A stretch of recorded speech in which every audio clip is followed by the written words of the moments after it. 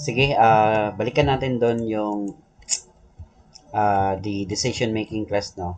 Pag decision making, that is you need to decide, no, in the management.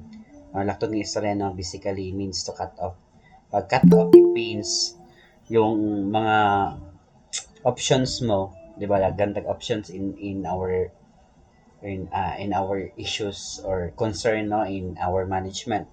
Those options kung gusto nimong pilion, isa ra medyo mapili and you need to cut off.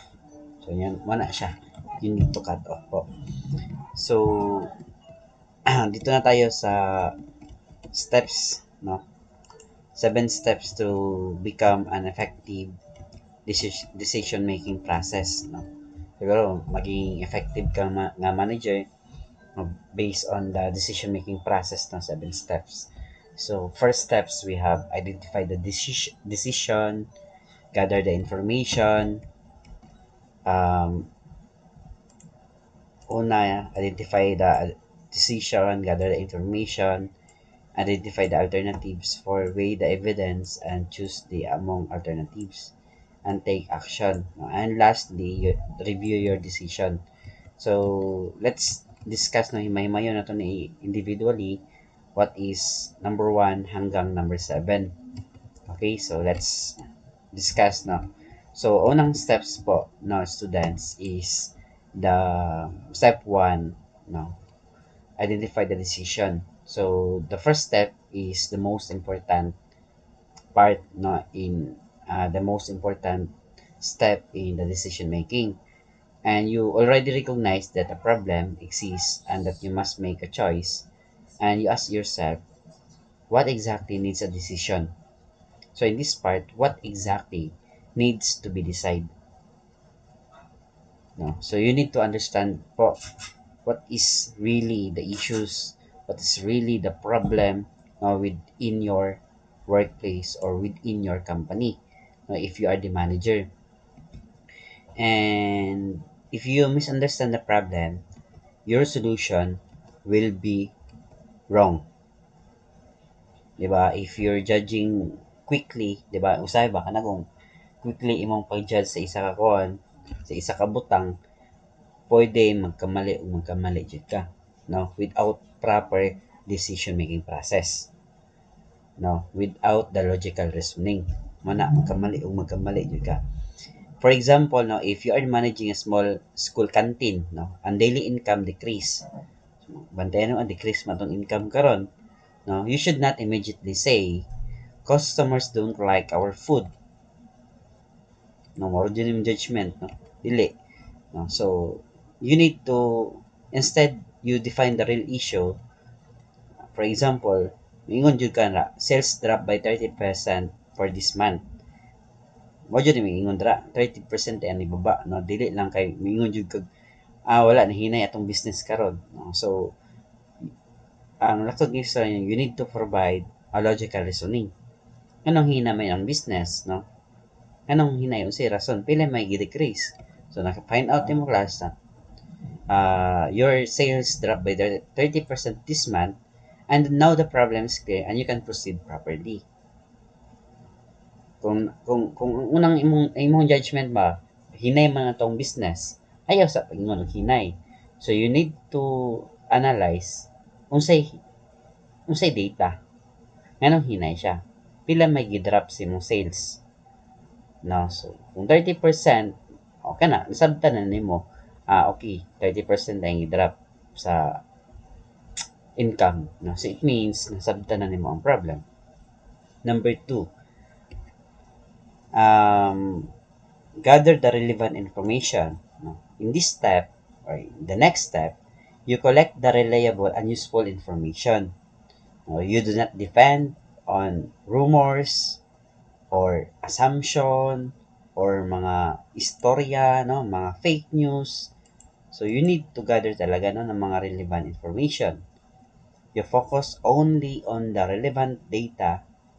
For example, kung sa business ka, within your organization, inside your organization, inside your department, pwede nimo ang mga relevant data class. For example, this include sales record, the employee performance, kung pwede po ka sa customer complaint, and self-assessment operation. No, so mao na yung mga relevant information. Dili kay magsige kag pangutana, no? If you're the manager, no, sige kag pangutana, unsa kay ana ba? Dili wala kay makuha ana nga kuan. So you need to gather relevant data. Okay? So yun, no, within your organization, kung nagdala man ka og example lang, nagdala man kag mercury drug, no, kung ikaw ang manager ana class, para kung gusto ka makagather relevant data, tanawon jud nimo isa-isa kung sa income ka, no, sa mercury drug, tanawon jud nimo mga resibo, no, mga tana ka sa auditor, no, kung pila jud gi-drop sa price, para masabtan nimo ba, dili lang kay istorya lang. Okay? And for external naman information, kung outside sa organization, pwede online research ka, no? Pwede pod books or references. Pwede pod customer feedback. Kana customer feedback importante kina. No, for example, di ba hinay ang canteen sa eskwelahan? No, na-observe mo na ninyo. Di ba? Alas 5 manirado pod ang canteen. Nga na pa may tao sa gabi eh. Kung ikaw ang nag-manage sa canteen, pwede ka mangutana, no, sa mga outsider or mga customers, no, mga student, nganong unsa may ganahan niyo unsa may dili ninyo ganahan sa canteen. So kana siya class relevant information na, no, from the customer feedback, no. Competitor strategies, no, advice from experienced people. And number 3 naman, recognize the possible alternative. No, in this process, number 3 ha, after gathering the information, you need to create the possible solution. No, you do not stop at one idea. You think of several possible action or several possible idea using the data and creativity. No, dili lang plan A, no, kulang lang plan A. You need to have plan A, plan B, plan C, plan D. Okay, mo magiingon dira nga you do not stick, no, in one idea. Daghan yung kag idea nga pwede makatubag sa imong kon. Sama ra sa math god, no, the same lang ang answer, pero naay kanya-kanyang solution. Asay dali nga shortcut, asay procedural, asay step by step, no. So nga na siya class. For example, no, kung ingon tag school canteen, dala kag school canteen, hinay man ang canteen sa eskwelahan, so may bag-ohon nimo. Ikaw pangutan-on nako, Queenie man si Queen. Kung nagdala kag kung kabalo man jud no sa status sa canteen, para mo taas ang sales ana Queen, so may buhaton nimo ate. Open tani ha. Mudawat ako mali or tama. Sige te. Para sa kwarta ay baligya kag niyo nga affordable sa student sir. New and affordable sa student. Yes, sir. Sige, that is your idea. No, so idea na nimo. Ikaw Meryl Joy ba ni? Bansag. What's your idea, ate? Bansag. Kantin na, school kantin niya. Kasi pamagi nga mo, dako ang income sa kantin, ate. Bansag.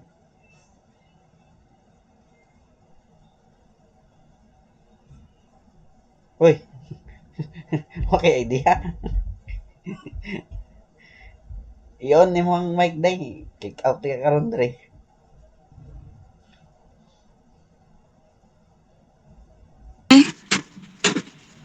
Hello, sir.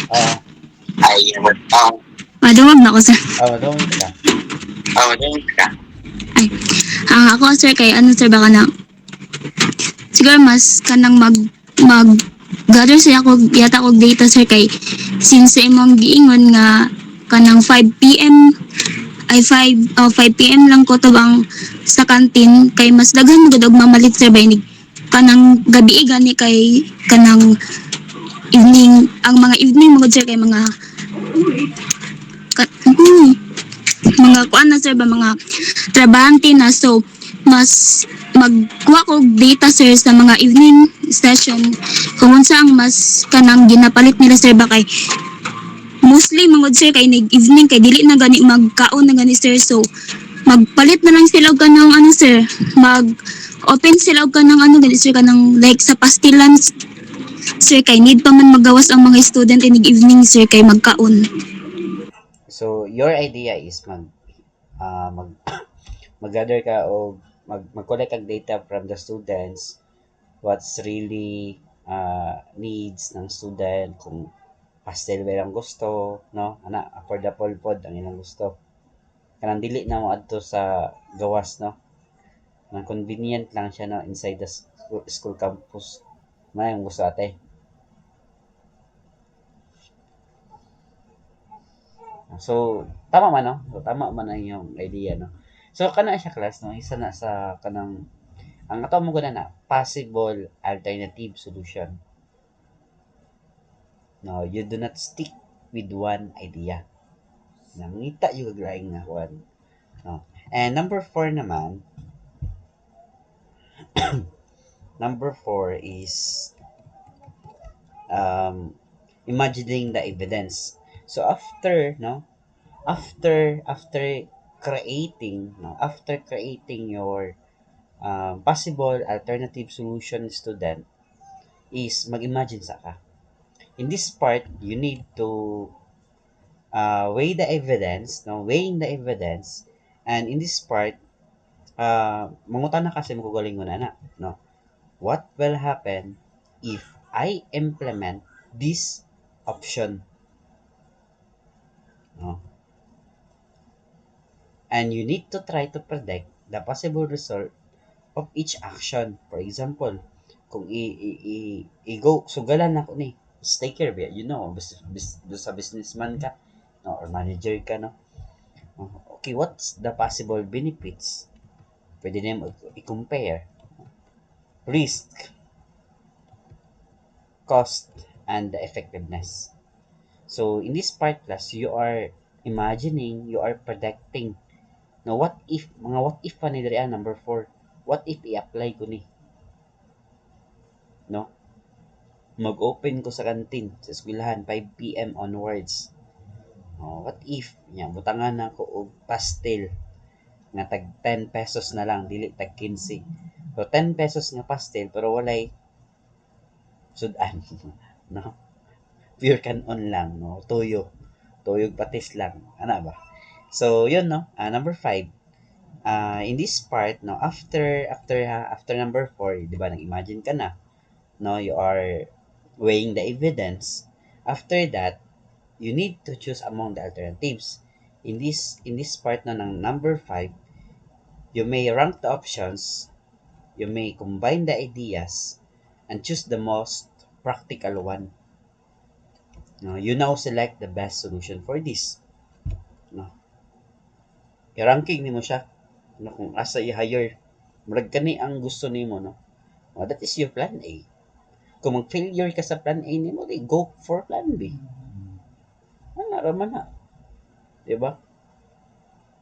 Wala may perfect nga idea, no.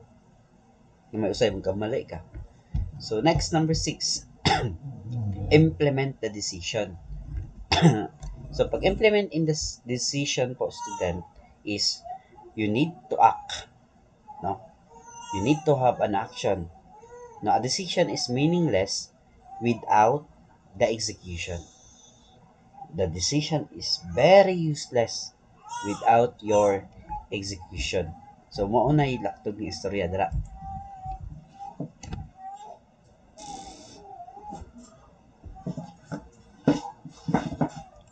No, so sayang po no mga plano ninyo. Dili din niyo ma-execute.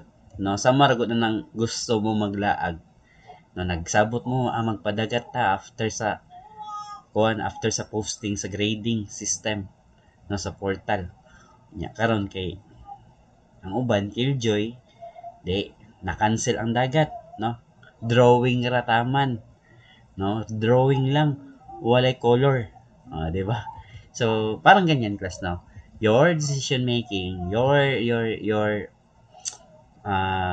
plan no is meaningless without the execution. So drawing ratanan no wala na koloran. Wala siya no. So number 7 no evaluate the decision. No after no after ninyo na apply, after ninyo na execute no your decision no you need to review the result no.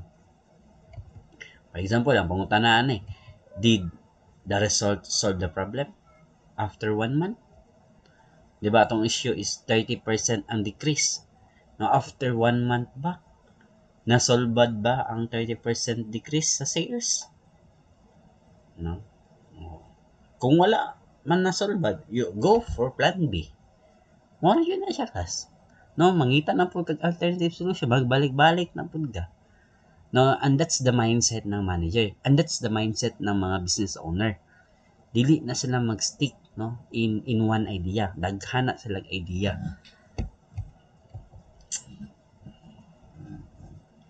So, the complete decision making process is from number 1 to number 7, and if you will follow these steps, your decision making, your decisions become systematic, become logical, or become effective. And the manager is not judged no by how fast you decide, but by how correct your decisions are.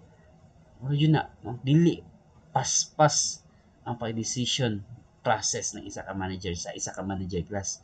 Kung dili ang kanang correct nga decision process nimo. Dili kinanglan pas-pas ka mo decision. Muna kung naay decision making, mangayo sa kag oras. Tayo sa oras be, kay magdisod man kayo. No, pwede timbang-timbangon sa nako na ana ba. So, yun. Next slide. The methods and tools for the decision making no? And the possible techniques in making your decision. So, naatay ginatawag og qualitative type no. In this type technique focuses more in the quality of ideas rather than the number of ideas. Diba? Katong yung gibuhat, diba? Ay, sa katong inyong training design ba? You're making qualitative. Qualitative mo ito yung gibuhat. Nga naman, sir, nag-interview mo og mga farmers. No? Kung nag-focus group discussion ka, kung naa kay gather nga tulo ka buk farmer, i-interview na nimo, that is brainstorming. No? Nga naman, kana ang the simplest and most commonly used for the qualitative techniques in brainstorming. In brainstorming, you gather people and allow everyone to freely share the ideas, to solve problem, and you're encouraging them creativity without fairness. No? Ano? So, kung for example sa kantin ta, no, ang best for the brainstorming pwede ni mangayo ka og mangayo og time sa mga student or maadto ka sa mga bayroom kung ikaw manager sa kantin. Mungutana ka, mag-gather ka sa ilahat, ngayo og 5 minutes, unsa may gusto niyo may tabo sa kantin. Siya naman yung customer. No, and that's brainstorming. Next naman, and brainstorming limitation po class. So, muna iyang easiest technique no. Una, state the problem clearly, self-environment is a must, build on ideas, prohibited in criticism.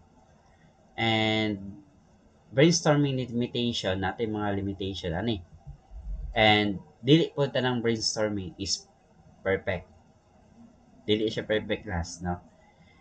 So, number 1, ang usa jud no, ang iyang limitation may cause arguments. No, people may disagree, strongly agree about ideas. Pwede mag-away-away po ng mga tao, No? Magpag-gather ka og kuan. no, makakos siya og arguments. Number 2, time consuming. Kakapoy sa interview time consuming, no? Magpa-meeting pa lang ka, di na mo tungha sa tamang oras.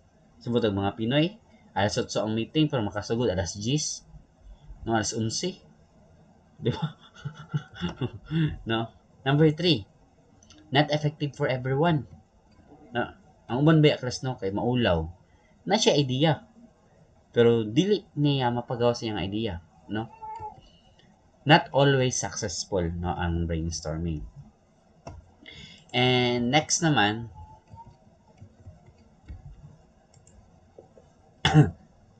the synectics, no, is an improved form of brainstorming. Nga naman, instead of just sharing ideas, kaning nga time, no, kaning sa letter B, you're encouraging people to think creatively by connecting unrelated concept, and you make the problem easier by comparing it to something familiar.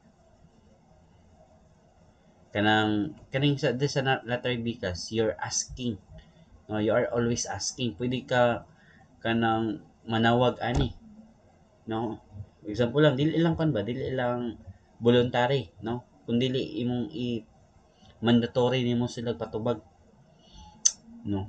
Paghawson yun ang ilang idea. And letter C naman, nominal grouping, no? In the nominal grouping, these methods ensures everyone to participate, not just the outspoken members, no? Here each person pwede pa-write their ideas, pwede ka magpasulat, then the group discusses and ranks them. No? Finally, the decision is based on the majority agreement. Kaning sa letter C po, student, kung ano siya, what if na may mga decision making, pwede ka magpa-voting system ani. No, magpa-voting system ka. Kaning plan A, kinsa may maboto ani.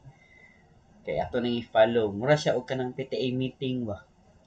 No, PTA meeting class dagan kana boto-boto yun na, no. Sa mga parents na yung mga voting ana. And yun lang, no, for the decision making.